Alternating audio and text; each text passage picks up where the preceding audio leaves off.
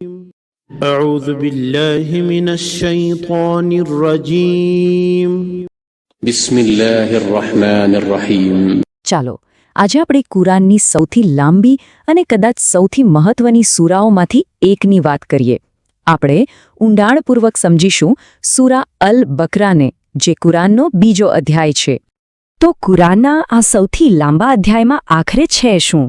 વાત ખાલી એના કદની નથી, પણ એમાં જે વિષયો આવરી લેવાયા છે એની વિશાળ શ્રેણીની છે.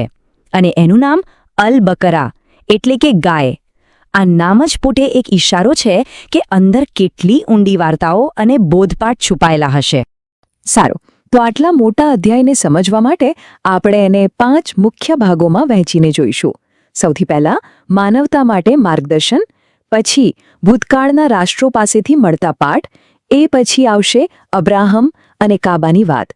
ચોથો મુદ્દો છે એક ન્યાયી સમાજનું નિર્માણ કેવી રીતે થાય, અને છેલ્લે આપણે વાત કરીશું ખૂબ જ ખાસ સિંહાસનની આયત વિશે. ચાલો તો શરૂઆત કરીએ પહેલા વિભાગથી.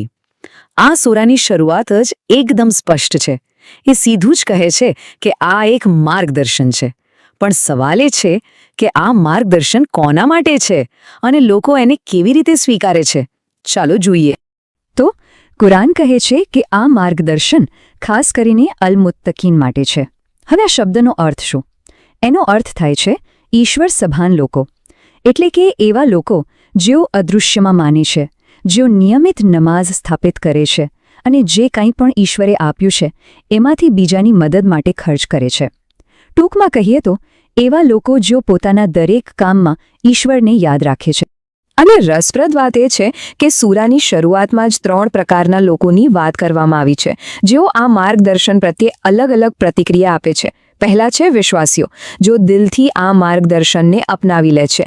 બીજા છે અવિશ્વાસીઓ, જો ખુલ્લેઆમ એનો ઇનકાર કરી દે છે. અને પછી આવે છે ત્રીજું અને સૌથી જ જટિલ જૂથ, દંભીઓનું. આ એ લોકો છે જેઓ બહારથી તો વિશ્વાસ બતાવે છે, પણ એમના દિલમાં અવિશ્વાસ છુપાયેલો હોય છે. હવે આપણે સૂરાના બીજા ભાગ તરફ આગળ વધીએ. આ સૂરાનો એક બહુ મોટો હિસ્સો ભૂતકાળના રાષ્ટ્રોની વાર્તાઓને સમર્પિત છે. પણ યાદ રાખજો, આ ખાલી ઇતિહાસના પાઠ નથી.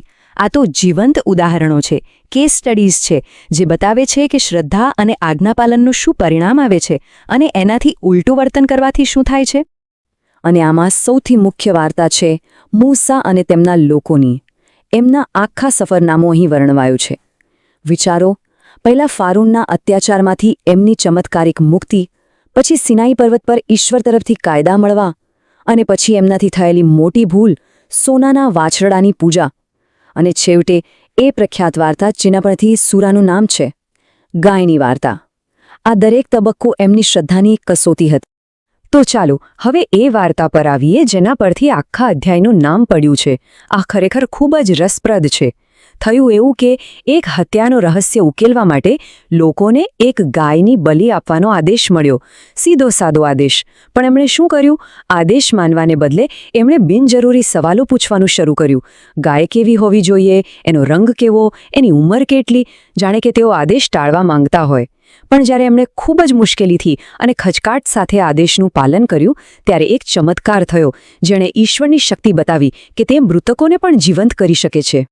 ભૂતકાળના પાઠો પછી સૂરા આપણું ધ્યાન દોરે છે અબ્રાહમ તરફ. અબ્રાહમ, જે એકેશ્વરવાદી ધર્મોમાં એક ખૂબ જ કેન્દ્રીય અને સન્માનિત વ્યક્તિ છે. અહીં એમને એક મહત્વપૂર્ણ કડી તરીકે રજૂ કરવામાં આવ્યા છે, જે ભૂતકાળના પૈગંબરોને નવા ઉભરી રહેલા મુસ્લિમ સમુદાય સાથે જોડે છે.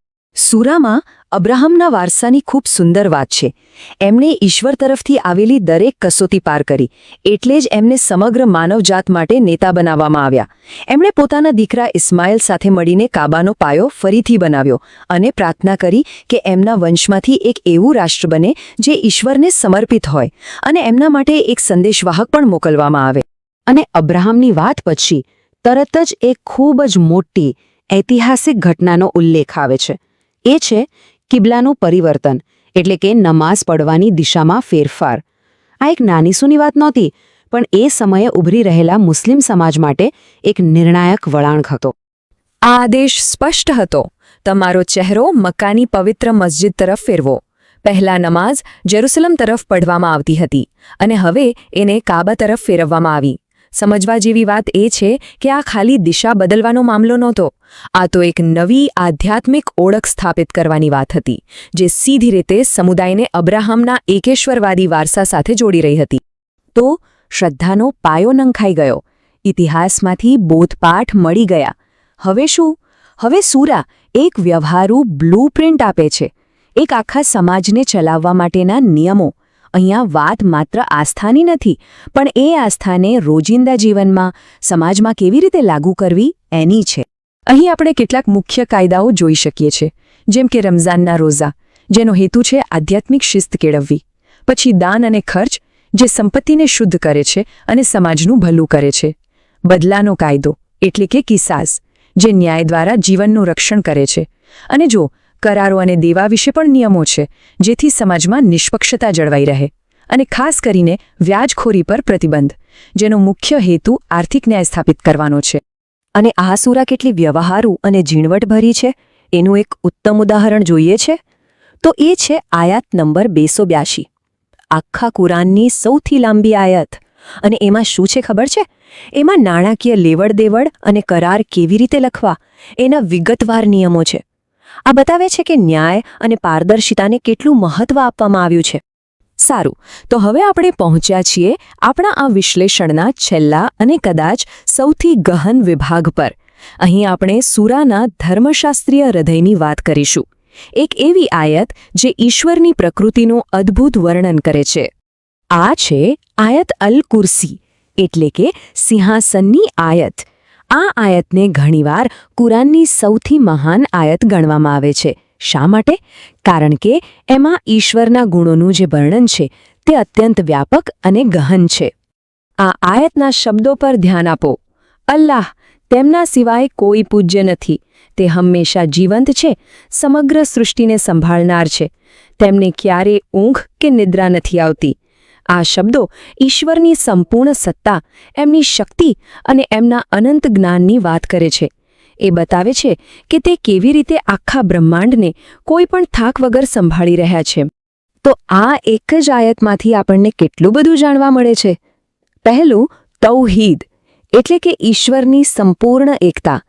બીજું એ કે તે હંમેશા જીવંત અને આત્મનિર્ભર છે. ત્રીજું, એમનું જ્ઞાન દરેક વસ્તુને ઘેરી વળે છે, કંઈ પણ એનાથી બહાર નથી. અને ચોથું, એમની શક્તિ અને સત્તા સર્વોપરી છે. એમની પરવાનગી વગર કોઈ એમની સામે ભલામણ પણ કરી શકતું નથી. તો આખા વિશ્લેષણ પછી આપણે શું કહી શકીએ? સૂરા અલ બકરા કોઈ એક વિષયની સૂરા નથી. એના ઘણા સ્તર છે.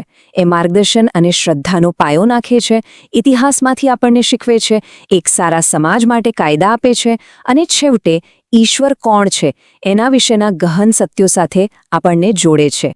અને અંતે આ બધું આપણને એક મોટા સવાલ પાસે લાવીને મૂકી દે છે. શું સૂરા અલ બકરા માત્ર એક ઐતિહાસિક દસ્તાવેજ છે જે ભૂતકાળની વાતો કરે છે, કે પછી એમાં રહેલા પાઠ, એના કાયદાઓ અને એનું આધ્યાત્મિક જ્ઞાન આજે પણ એટલું જ પ્રસ્તુત છે અને જીવન જીવવા માટે કાલાતીત માર્ગદર્શિકા છે? આનો જવાબ શોધવાનું કામ આ સૂરા દરેક વાંચનાર પર છોડી દે છે. તો આજે આપણે જે વિષય પર ઊંડા ઉતરવાના છીએ તે ખૂબ જ મહત્વનો છે. આપણી પાસે સ્ત્રોત તરીકે કુરાનનો બીજો અને સૌથી લાંબો અધ્યાય સૂરા અલ બકરા છે. અને આ કોઈ નાનો સૂનો અધ્યાય નથી. 286 શ્લોકો, એટલે આમાં વાર્તાઓ છે, નિયમો છે, માન્યતાઓ છે.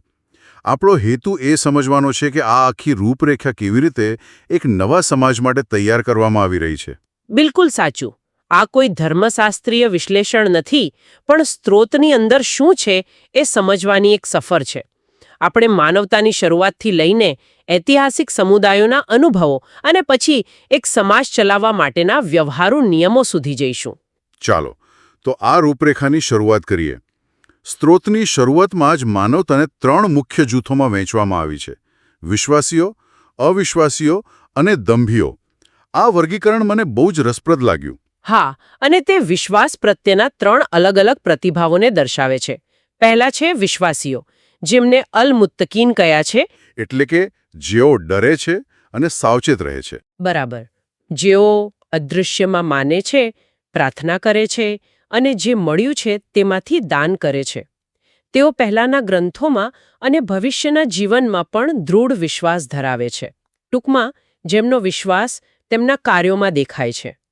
પછી બીજું જૂથ છે અવિશ્વાસીઓનું, અલ-કાફિરીન. સ્ત્રોત એમના માટે બહુ સ્પષ્ટ શબ્દો વાપરે છે કે તેમના હૃદય અને કાન પર મહોર છે.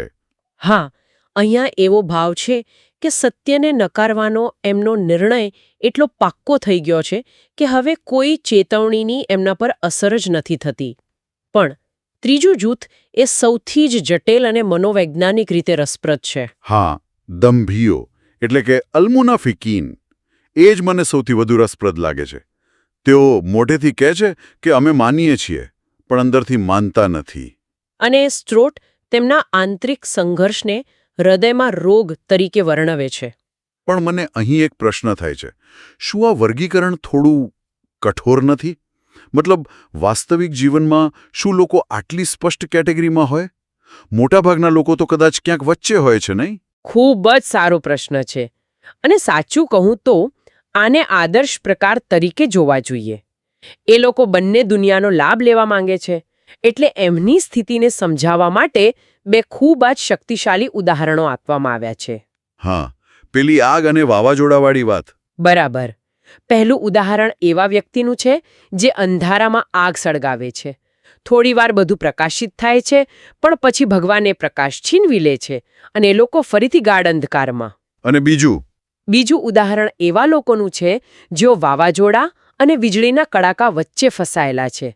જ્યારે વીજળી ચમકે ત્યારે 2 ડગલા ચાલે અને જેવું અંધારું થાય ત્યાં જ ઊભા રહી જાય. વાહ! આ તો એવું થયું કે કોઈની પાસે ટોર્ચ હોય પણ એ સતત ચાલુ બંધ કરતો રહે. થોડીવાર રસ્તો દેખાય પણ પછી પાછું અંધારું.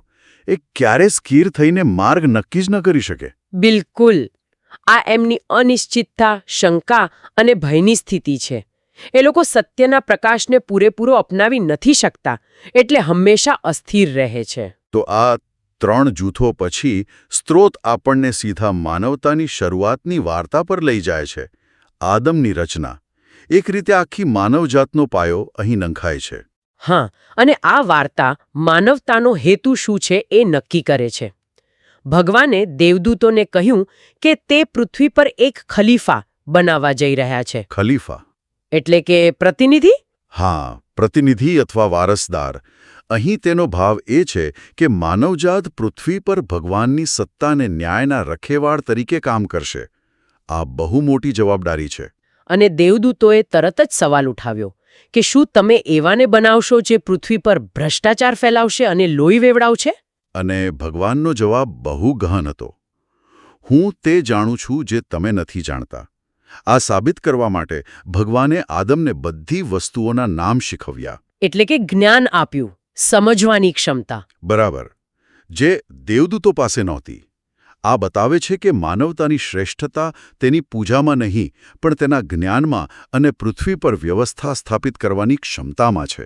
અને પછી આવે છે ઇબ્લીસ, એટલે કે શૈતાનનું પાત્ર. જ્યારે તેને આદમને પ્રણામ કરવાનો આદેશ મળ્યો, ત્યારે તેણે તર્ક આપ્યો. પોતાની ઉત્પત્તિના આધારે શ્રેષ્ઠતાનો દાવો કર્યો. હું આગમાંથી છું, તે માટીમાંથી. અને એ જ અહંકાર તેનું પતન લાવ્યો. પછી આદમ અને તેમની પત્નીને સ્વર્ગમાં રહેવાની અને પેલું પ્રતિબંધિત વૃક્ષ છે એનાથી દૂર રહેવાની સૂચના મળી. પણ શૈતાને તેમને લલચાવ્યા અને ભૂલ થઈ ગઈ. હા, અને પરિણામે તેમને પૃથ્વી પર ઉતારી દેવામાં આવ્યા. પણ અહીં વાર્તા પૂરી નથી થતી. આદમે તરત જ ભગવાન પાસેથી ક્ષમાના શબ્દો શીખ્યા, પશ્ચાતાપ કર્યો અને તેમની તૌબા સ્વીકારવામાં આવી. એટલે કે સુધારાનો દરવાજો હંમેશા ખુલ્લો છે. આ બહુ મોટો સંદેશ છે. બિલકુલ. તો હવે આપણે ભૂતકાળના સમુદાયોની ભૂલો જોઈ તો સ્વાભાવિક છે કે આ નવા સમુદાયે એ ભૂલોનું પુનરાવર્તન ન કરવા શું કરવું? અને અહીંથી જ સ્ત્રોત આપણને ઐતિહાસિક પાઠમાંથી વ્યવહારુ માર્ગદર્શન તરફ લઈ જાય છે. બરાબર. અને આ અધ્યાયનો એક બહુ મોટો હિસ્સો બની ઇઝરાયલના અનુભવોને સમર્પિત છે. આ વાર્તાઓ એક કેસ સ્ટડી જેવી છે. હા, એક પેટર્ન દેખાય છે. તેમને ફિરૌનના અત્યાચારમાંથી બચાવવામાં આવે છે, સમુદ્ર ફાડી નાખવામાં આવે છે, પણ થોડા સમય પછી તેઓ સોનાના વાછડાની પૂજા કરવા લાગે છે. બરાબર. એ ચમત્કાર અને કૃતજ્ઞતાનું એક ચક્ર છે. તેમને રણમાં મન અને સલવા જેવો સ્વર્ગીય ખોરાક મળે છે, પણ તેઓ એનાથી કંટાળીને લસણ, ડુંગળી અને દાળ જેવી દુનિયાવી વસ્તુઓ માંગે છે. આ તો માનવ સ્વભાવનું બહુ સાચું ચિત્રણ છે. અસાધારણ વસ્તુ પણ સમય જતાં સામાન્ય લાગવા માંડે છે. હા, અને આ અધ્યાયનું શીર્ષક જે વાર્તા પરથી છે, ગાયની વાર્તા, તે આ વલણનું શ્રેષ્ઠ ઉદાહરણ છે. હા, અલ-બકરા. ચોક્કસ. જ્યારે એક હત્યાનો ભેદ ઉકેલવા માટે તેમને એક ગાયની બલિ આપવાનો સરળ આદેશ મળ્યો, ત્યારે તેઓએ સીધું પાલન કરવાને બદલે બિનજરૂરી પ્રશ્નો પૂછવાનું શરૂ કર્યું. કે ગાય કેવી હોવી જોઈએ, એનો રંગ કેવો, ઉંમર કેટલી? હા, શું તેણે ખેતરમાં કામ કર્યું છે?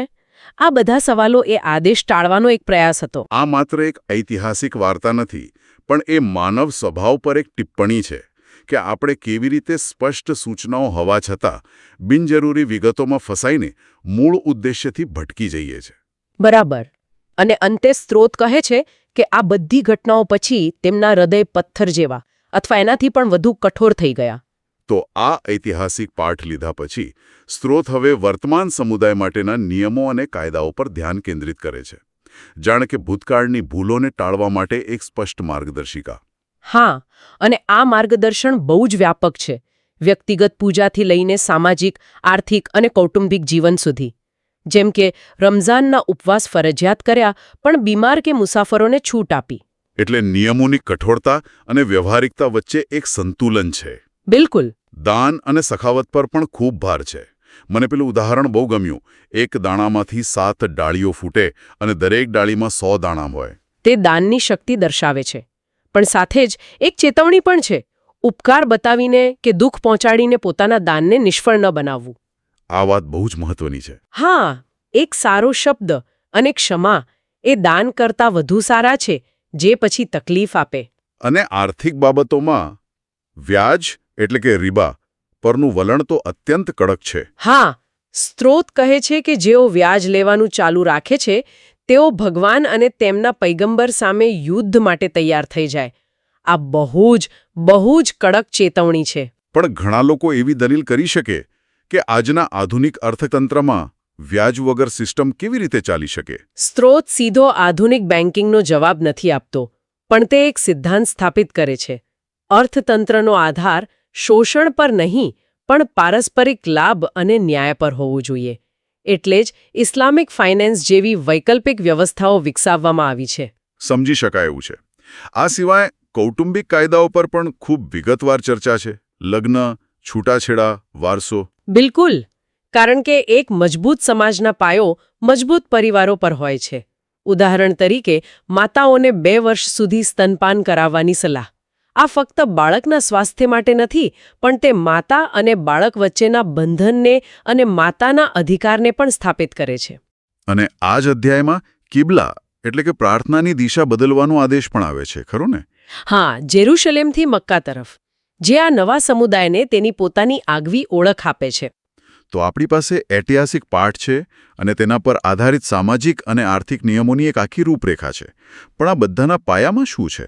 એના પાયામાં છે વિશ્વાસના મૂળભૂત સિદ્ધાંતો, અને આ અધ્યાયમાં તે બહુ સ્પષ્ટ રીતે રજૂ થયા છે. તેમાં આયતલ કુર્સી એટલે કે સિંહાસનની શ્લોક આવે છે, જે ઇસ્લામિક માન્યતાનો સાર માનવામાં આવે છે. હા, તે ભગવાનની એકતા, સર્વોચ્ચતા, જ્ઞાન અને શક્તિનું એક ભવ્ય વર્ણન છે. તે જીવંત અને શાશ્વત છે. તેને ઊંઘ કે નિદ્રા સ્પર્શતી નથી. આ એક એવો પાયો છે જેના પર બાકીની બધી માન્યતાઓ ટકેલી છે. અને આ સર્વશક્તિમાન ભગવાનની વાતની સાથે જ એક બહુ જ ઉદાર સિદ્ધાંત આવે છે. ધર્મમાં કોઈ જબરદસ્તી નથી. લા ઇક્રાહા ફી અદ્દીન. આ મને હંમેશા બહુ શક્તિશાળી લાગ્યો છે. હા, અને તે ખૂબ જ નોંધપાત્ર છે. આ શ્લોક સ્પષ્ટ કરે છે કે સત્ય અને અસત્ય વચ્ચેનો માર્ગ સ્પષ્ટ થઈ ગયો છે. એટલે કોઈને પણ બળજબરીથી વિશ્વાસ કરવા માટે મજબૂર કરી શકાય નહીં. વિશ્વાસ એ હૃદયની ખાતરીનો વિષય છે. તો ચલો આ બધું એકસાથે જોડીએ. આપણે એક એવી રૂપરેખા જોઈ જે માનવતાના પ્રકારોથી શરૂ થાય છે, ઇતિહાસમાંથી શીખે છે અને પછી એક ન્યાયી સમાજ માટેના નિયમો બનાવે છે. બરાબર. તે વિશ્વાસ, સમુદાય અને વ્યક્તિગત જવાબદારી વચ્ચેના ઊંડા સંબંધને સ્થાપિત કરે છે. તે ભૂતકાળમાંથી શીખવા અને વર્તમાનમાં ન્યાય અને દયા પર આધારિત સમાજ બનાવવાનું આહ્વાન છે. અંતે એક વિચાર જે સાંભળનારાઓ માટે છોડી શકાય છે.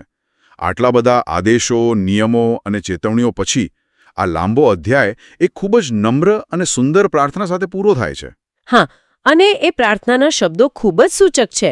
વિશ્વાસીઓને શીખવવામાં આવે છે કે તેઓ પ્રાર્થના કરે, હે અમારા પાલનહાર, જો અમે ભૂલી જઈએ અથવા ભૂલ કરીએ તો અમને પકડીશ નહીં. હે અમારા પાલનહાર, અમારા પર એવો બોજ ન નાખ જેવો તે અમારા પહેલાંના લોકો પર નાખ્યો હતો. અને અમારા પર એવો બોજ ન નાખ જે ઉઠાવવાની અમારામાં શક્તિ ન હોય. આ સમાપન બહુ જ ગહન છે. અમને માફ કરી દે, અમારી ક્ષમા કર અને અમારા પર દયા કર. તું જ અમારો રક્ષક છે.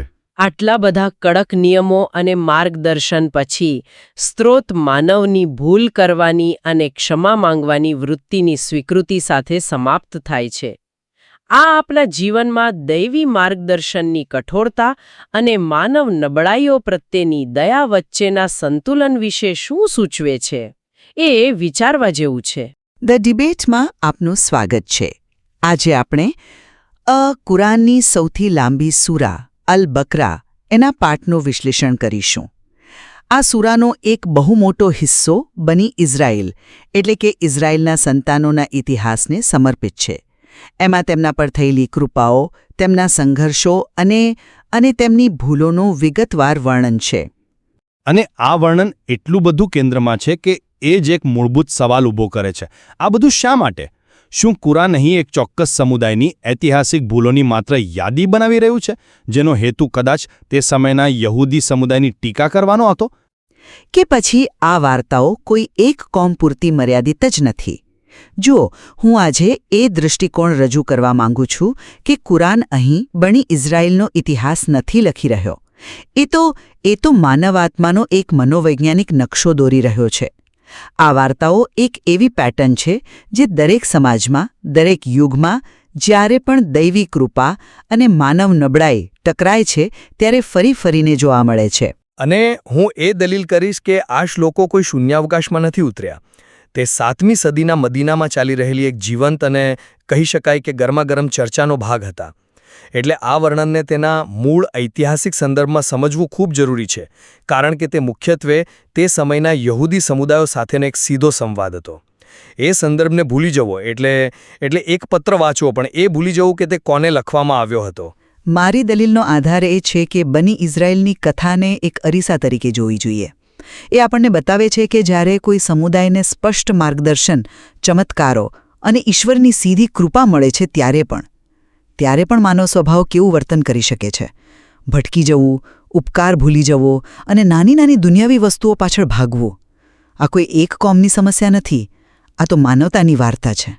સોનાના વાછરડાની ઘટનાને જ લઈ લો. શું તે માત્ર એક ઐતિહાસિક ભૂલ હતી?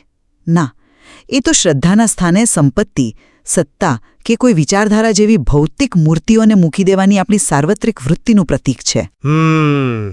તમે એને સાર્વત્રિક કહી રહ્યા છો, પણ શું શબ્દો પોતે જ આપણને કોઈ બીજી દિશામાં નથી લઈ જતા?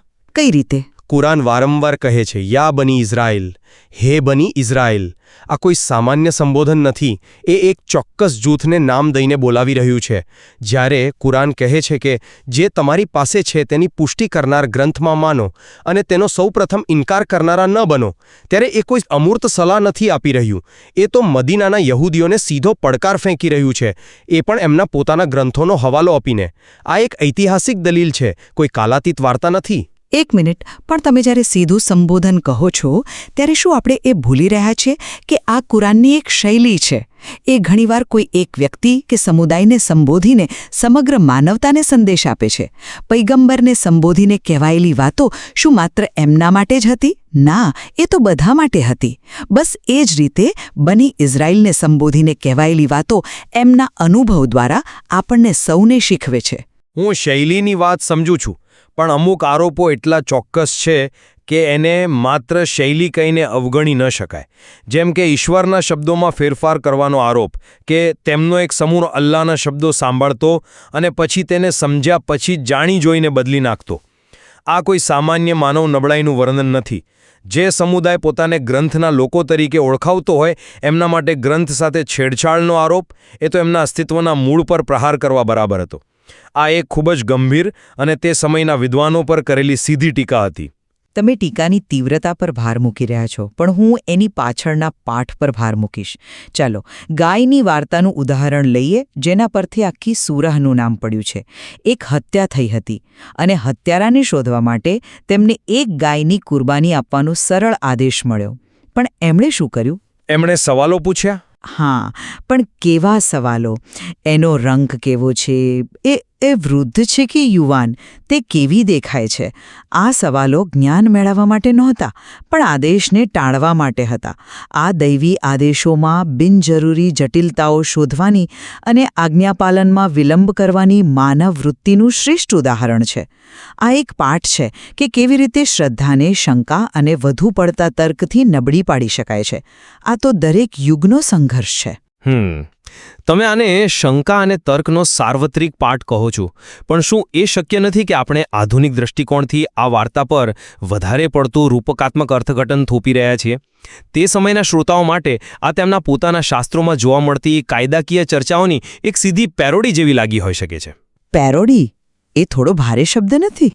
કદાચ, પણ તે એમની કાયદાકીય પરંપરામાં જોવા મળતી શાબ્દિકતા અને વિવાદ કરવાની રીત પર એક ટિપ્પણી તો જરૂર હતી. એ દર્શાવે છે કે તેઓ કેવી રીતે આદેશના મૂળભૂત ભાવને ભૂલીને નાની નાની વિગતોમાં ફસાઈ ગયા હતા. કુરાન પોતે જ કહે છે, પછી તેમણે તેને કુરબાન કરી, પણ તેઓ ભાગ્યે જ તેમ કરવાના હતા. આ વાક્ય જ બતાવે છે કે એમના પ્રશ્નોનો હેતુ શું હતો. આ એક એવી ટીકા હતી જે તે સમયના ધાર્મિક વિદ્વાનો સાથેના સંવાદ માટે ખૂબ જ સુસંગત હતી. હા, એક સાર્વત્રિક નબળાઈ છે જ, પરંતુ અહીં એને એક ચોક્કસ ઐતિહાસિક વર્તનની ટીકા કરવા માટે ઉપયોગમાં લેવાય છે.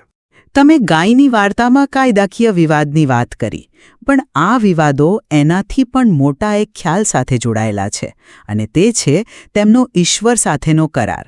શું એ કરાર પોતે જ સાર્વત્રિક નથી?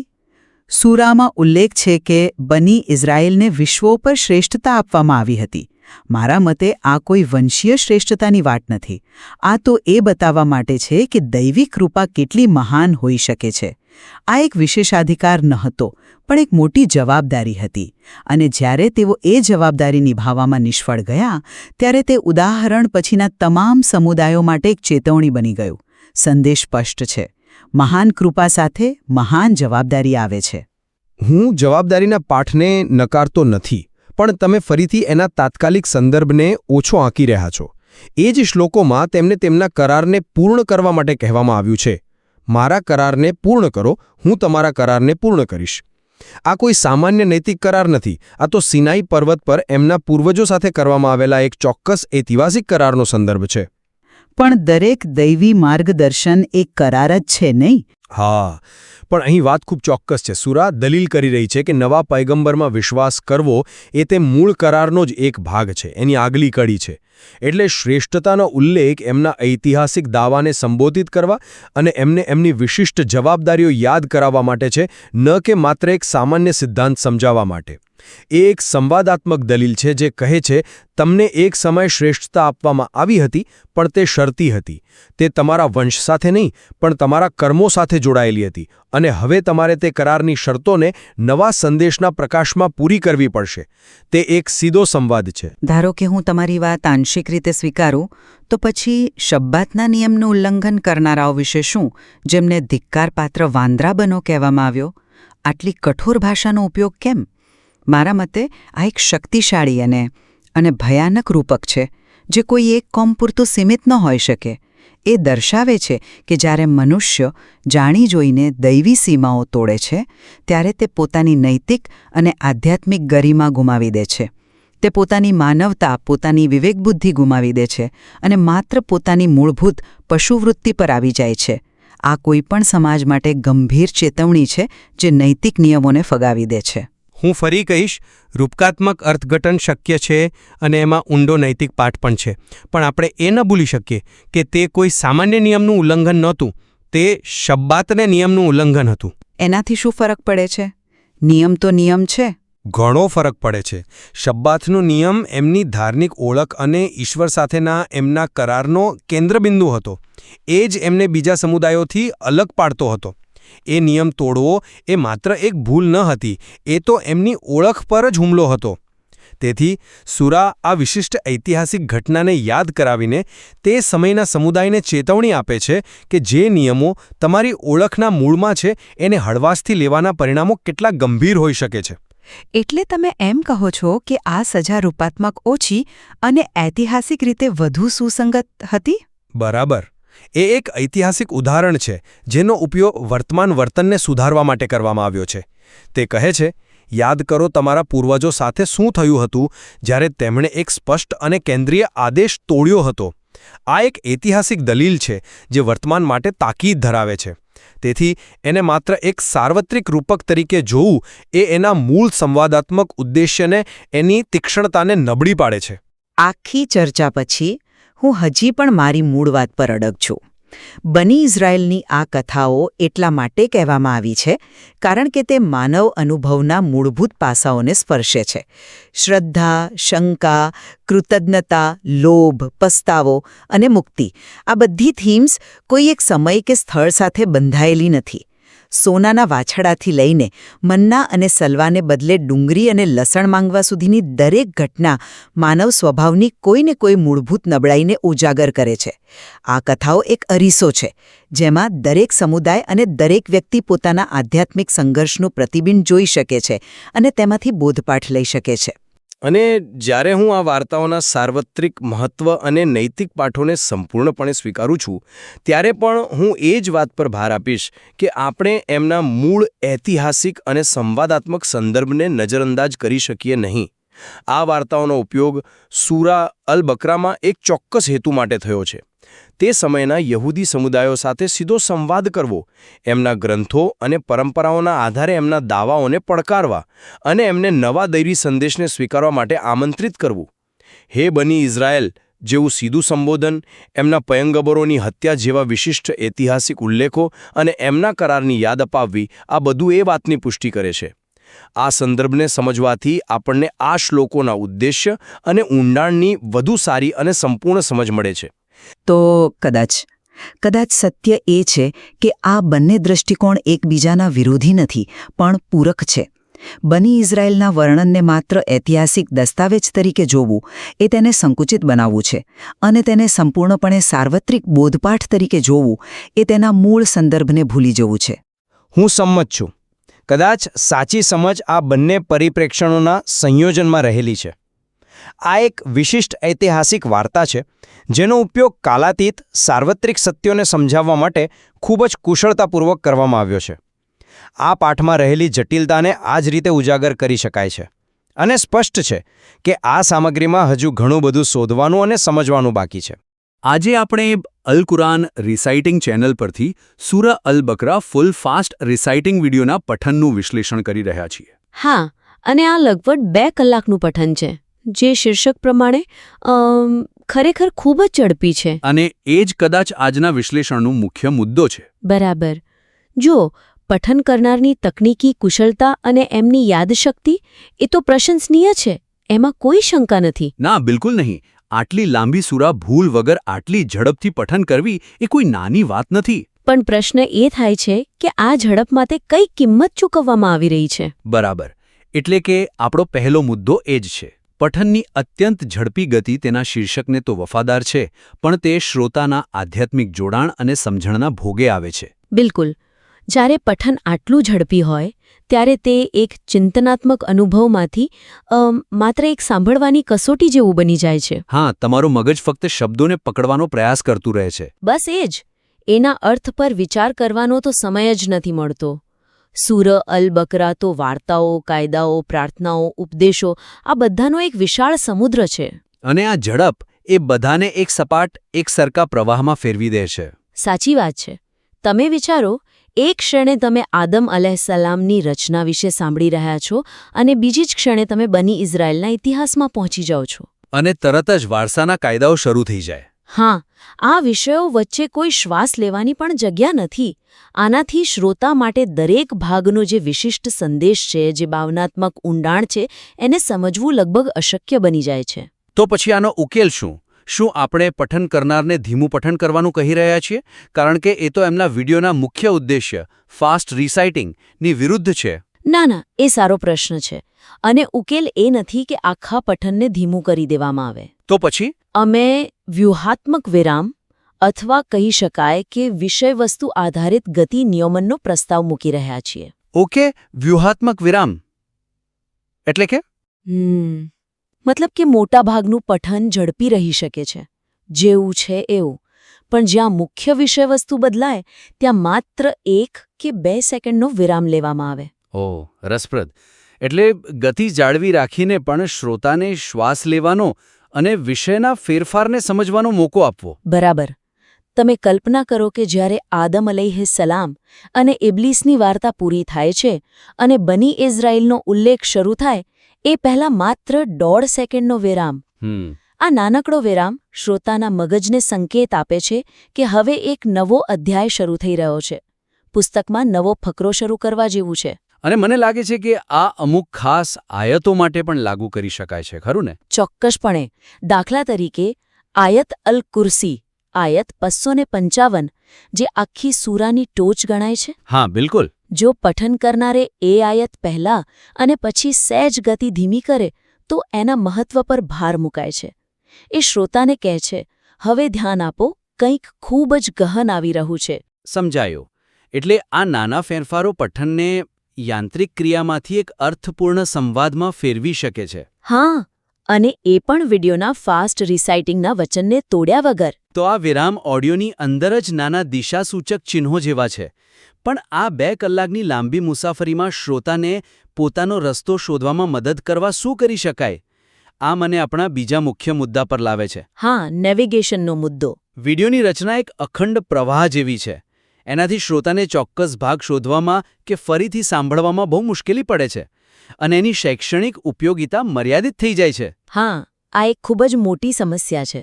આ વિડિયો એક લાંબી અવિરત નદી જેવો છે જેમાં કોઈ નિશાની જ નથી. એક એવું પુસ્તક જેમાં અનુક્રમણિકા જ નથી. બરાબર. તમને ખબર છે કે માહિતી અંદર છે, પણ તેને શોધવી લગભગ અશક્ય છે. મેં પોતે આનો અનુભવ કર્યો.